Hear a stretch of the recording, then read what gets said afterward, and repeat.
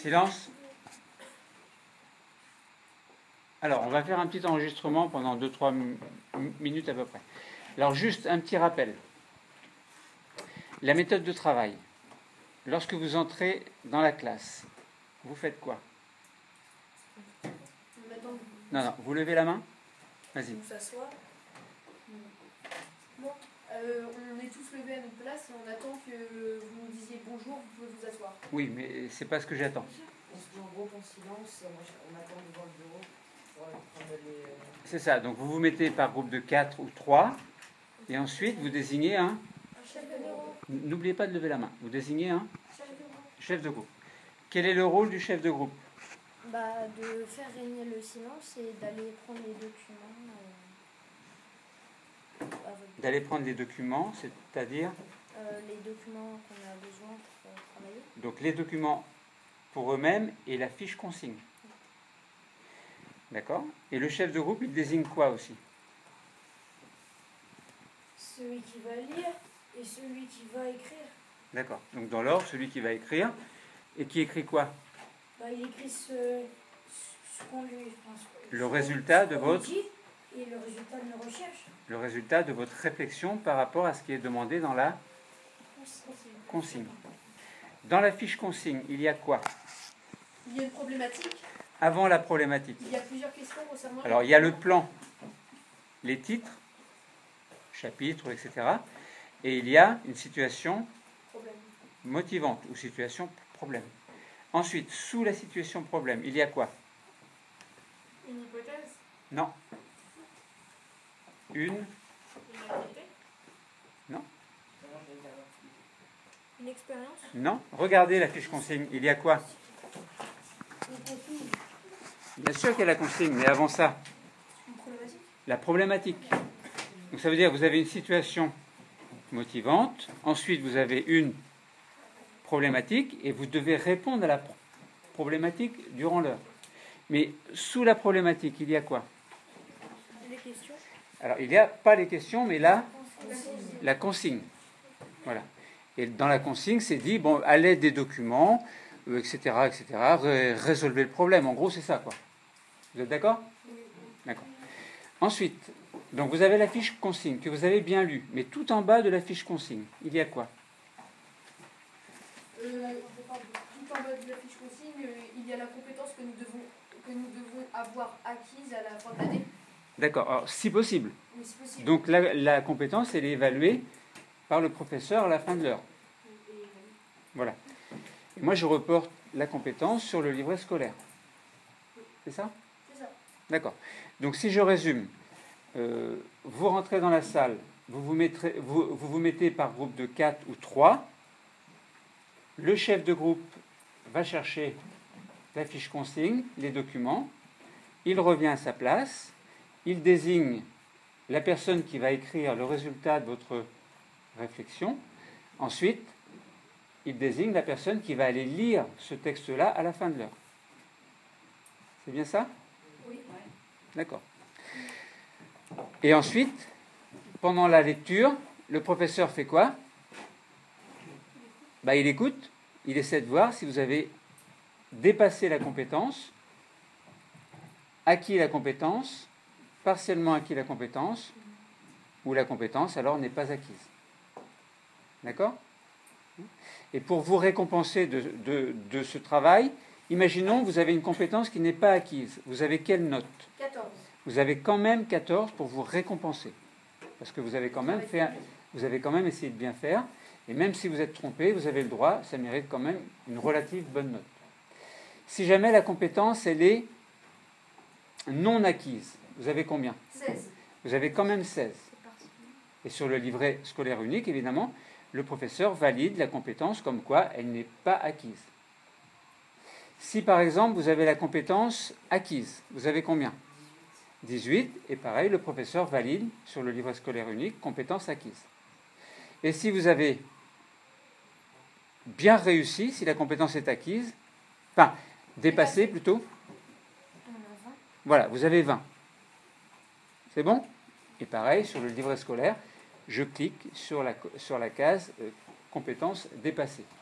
Donc votre objectif, c'est au cours de l'année scolaire, c'est de dépasser chacune des 25 compétences que je vous fais travailler, de manière à avoir un très bon niveau au mois de juin pour être prêt pour la troisième. Et la troisième, on recommence.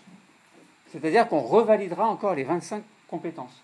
Ce qui fait que normalement, arrivé en fin de troisième, vous avez un super niveau. Vous comprenez bien ça, hein? Et alors maintenant, qu'est-ce qui fait que... Alors si on réfléchit bien, la moyenne, ça peut être que 20, 18, 16 ou 14. Vrai ou faux? Faux.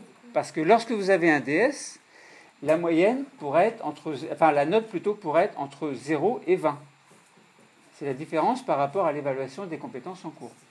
Oui? Et du coup, comme on fait toujours des groupes pour le DS, on fait comment? Pour le DS, vous allez faire la même chose que ce que vous faites là, sauf que vous serez tout seul.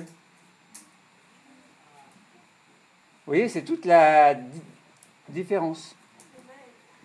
Ça veut dire que là, vous n'aurez plus d'aide. Alors, pour le premier DS, évidemment, je vais vous donner une compétence que vous avez déjà travaillée. Hein, et je vous invite, pour le premier DS, à ne pas réviser.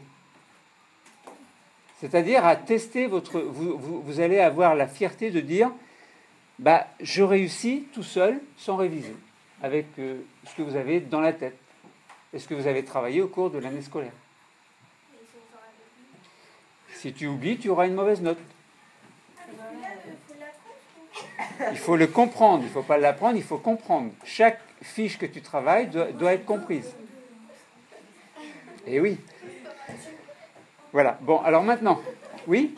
Mais bien sûr, chaque note que vous nous attribuez, elle est bien sûr donnée au groupe et non par personne. Elle est donnée au groupe, oui. Ce que vous nous demandez de faire, c'est un travail de groupe qui est fourni par c'est ça. groupe. Oui. Et le lecteur, il parle au nom du groupe. C'est ça. Voilà. C'est ça. Mais pour le DS, par contre, c'est pas une note de groupe. C'est une note personnelle. Et ce qu'il faut voir, du coup, c'est si on est plus fort tout seul ou à plusieurs. Oui, voilà. Après, voilà. Ayez la fierté de dire, bon, je révise pas.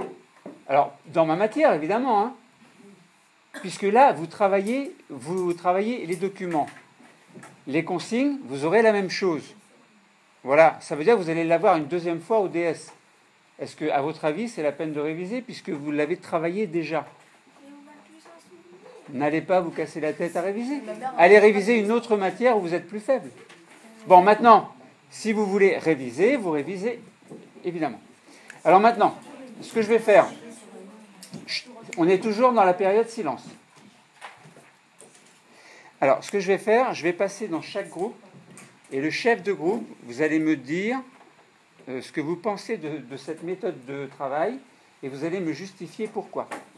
Pendant ce temps-là, les autres, vous continuez à travailler. Alors, qui est le chef de groupe? Alors, je pense que cette méthode, elle est différente des autres, mais elle permet de mieux avancer, je pense. Alors, qu'est-ce que tu appelles différente des autres? Parce que les cours d'habitude, c'est un peu ennuyeux. Silence! Les chefs de groupe, vous avez oublié qu'il faut que l'ambiance soit calme? Allez-y, travaillez. Alors, vas-y, tu continues? Je pense que les cours d'habitude, c'est un professeur nous fait écrire des cours, on doit l'apprendre. Mais là, ça nous fait plus travailler, on est plus attentif. En plus, on a la motivation d'avoir une bonne note à la fin du cours. Donc ça nous fait... Donc ça vous plaît? Oui. Hein, c'est une méthode qui vous plaît. Et en plus, je pense que ça permet à ceux qui sont un petit peu plus faibles de relever leur niveau en discutant avec les autres. C'est ça? Oui. En gros? Est-ce que tu as autre chose à dire? Non, je pense que c'est tout. Très bien, merci. Chef de groupe, c'est qui? Alors, vas-y, je t'écoute. Ça enregistre pas, si? Si. D'accord. Moi, je trouve que votre technique, elle est bien parce que en nous donnant des documents et en nous donnant une conseil, on se débrouille tout seul. Et oui, et puis c'est plus simple. C'est plus facile de travailler en groupe parce que comme ça, on apprend à travailler à plusieurs. Et puis passer devant tout le monde, on apprend à passer à l'oral. Non mais puis c'est sympa de faire comme ça. Enfin, moi j'aime bien. Voilà. Vous êtes d'accord aussi ou pas? Oui? Ça nous a des bonnes notes faciles. Pas facilement. C'est suite à votre travail que vous avez... Oui, mais Ce ne sont pas des notes faciles? un bon travail, Oui, voilà. c'est facile. C'est ça. Oui, voilà. C'est ça. Après, c'est Mais- plus intéressant que quand le prof il est au tableau et puis il écrit la leçon et nous on va copier comme Là ça. on est là, c'est mieux. Là, vous êtes autonome. Vous êtes comme des adultes, libres. Non, puis l'heure elle passe beaucoup. Oui, sinon c'est un peu énervant. Enfin, on s'ennuie. Bon, Ça ça va vous se plaît mettre alors? trop vite quoi. Oui, c'est Bon, ça. eh bien, moi, ça me plaît que ça vous plaise. Qui est le chef de groupe, là? Alors, vas-y, je t'écoute. C'est bien parce qu'on s'ennuie pas et on apprend beaucoup de choses au lieu d'être tout le temps écouter le prof. Au moins Vous êtes actif. voilà, on est C'est vous qui êtes actif, maître de ce que vous faites et sans que ce soit l'intervention du professeur. oui. D'accord. T'as autre chose à dire? Non.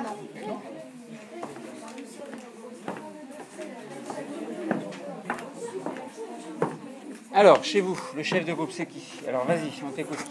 Il est pas là. Vous pouvez répéter. Et je dois dire quoi? Bah, ce que tu penses de cette méthode de travail en toute franchise. En groupe, quand on travaille en groupe, C'est ça. je pense franchement que c'est une bonne méthode. Comme ça, imaginons, il y a des forts et il y a des moyens, ça équilibre le niveau. Et je trouve ça bien comme ça travailler en groupe parce qu'on n'a pas la possibilité à tous les cours de travailler en groupe. Du coup, je trouve cette méthode bien, plutôt bien. Et c'est bien qu'à la fin on passe au tableau et qu'on récite ce qu'on a fait. Pas réciter, lire. Oui, lire. D'accord. Autre chose? Ça sera tout pour le moment. Qui est le chef de groupe? Ah, vas-y. Personnellement, je n'aime pas vraiment ce système parce que je trouve qu'une note de groupe, ça ne montre pas vraiment le réel potentiel de chaque élève. Un mauvais élève qui est dans un bon groupe peut avoir des notes plus élevées que par rapport à d'habitude, et un bon élève dans un groupe avec de mauvais élèves peut retrouver sa moyenne baissée. Je trouve que quand même les notes individuelles et les cours à prendre, c'est mieux. Mais ça, c'est mon point de vue personnel. D'accord. T'as le droit.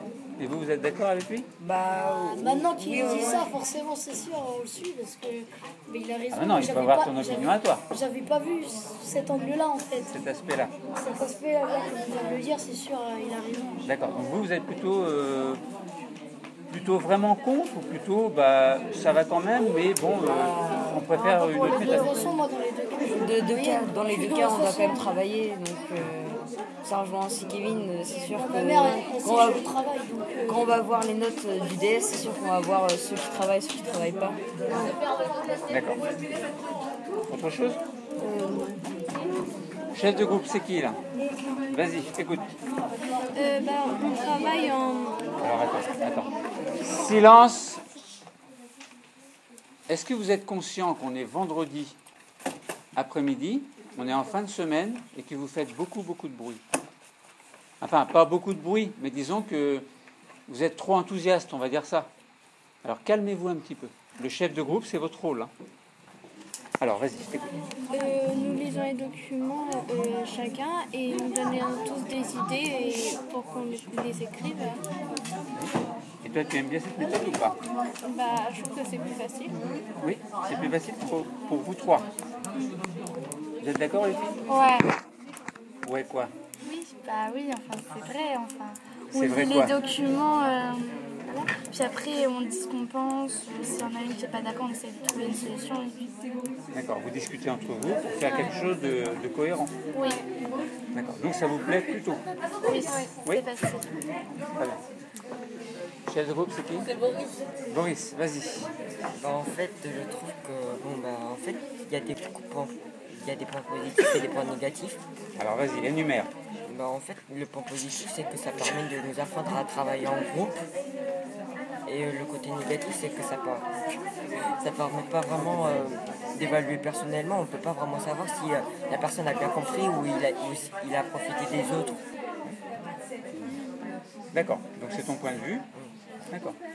Et sur le long terme, est-ce que tu crois que les personnes qui ont un niveau plus faible vont hausser leur niveau ou au contraire rester toujours avec un niveau faible? Là, ça dépend.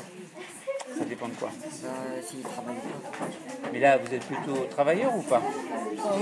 Plutôt volontaire ou pas? Bah nous en fait comme on, Oui, vas-y. en fait nous comme on est un petit peu copains, et ben en fait comme on s'entend bien, je pense que c'est plus facile. Je pense que c'est plus facile. On n'a pas terminé. Si, vous devez leur placer, c'est obligatoire. Je pense que c'est plus facile de bien s'entendre quand on se connaît déjà et on est déjà plus un petit peu avenant, on sait se parler, du coup on sait un petit peu ce que pense l'autre, quel rôle il va jouer parmi nous quatre. Et moi franchement quand je suis chef de groupe, bah, c'est ce que je comprends vite fait. Et du coup je trouve que c'est plutôt intéressant justement votre programme que vous nous donnez, ça permet de se connaître un petit peu plus et de se construire. D'accord. Merci. Bon. Autre chose? Merci. Bon, très bien. Silence.